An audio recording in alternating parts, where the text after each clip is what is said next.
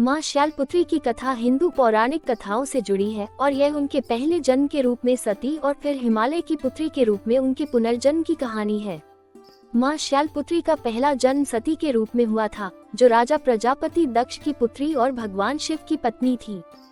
सती भगवान शिव से असीम प्रेम और भक्ति करती थी और उनके साथ कैलाश पर्वत पर रहती थी। लेकिन सती के पिता दक्ष भगवान शिव को पसंद नहीं करते थे और उनका अनादर करते थे। एक बार दक्ष ने एक बड़ा यज्ञ आयोजित किया, जिसमें उन्होंने जानबूझकर भगवान शिव को आमंत्रित नहीं किया। सती ने जब ये सुना कि उनके पिता के यज्ञ में भगवान शिव को निमंत्रण नहीं मिला है, तो उन्हें बहुत आघात पहुंचा।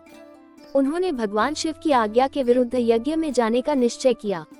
जब सती अपने पिता के यज्ञ में पहुंची, तो वहां भगवान शिव के अपमान को देखकर वे बहुत दुखी हुई। उन्होंने अपने पिता की इस अपमानजनक हरकत को सहन नहीं किया और यज्ञ की अग्नि में अपने प्राण त्याग दिए। सती के आत्मत्याग के बाद उनका पुनर्जन्म माँ शैलपुत्री के रूप में हुआ। शैलपुत्री का अर्थ है पर्वत की पुत्री। वे हिमालय के राजा हिमवान की पुत्री के रूप में जन्मी, इसलिए उन्हें शैलपुत्री कहा जाता है। इस जन्म में वे फिर से भगवान शिव की पत्नी बनी। माँ शैलपुत्री का वाहन वृषभ बैल है और वे अपने एक हाथ में त्रिशूल और दूसरे हाथ में कमल का पुष्प धारण करती हैं। वे पर्वतराज हिमालय की पुत्री होने के कारण स्थिरता, साहस और धैर्य की प्रतीक मानी जाती हैं। नवरात्रि के पहले दिन माँ शैलपुत्री की पूजा की जाती है। उनकी उपासना से भक्तों को शक्ति, समर्पण और आत्मविश्वास की प्राप्ति होती है।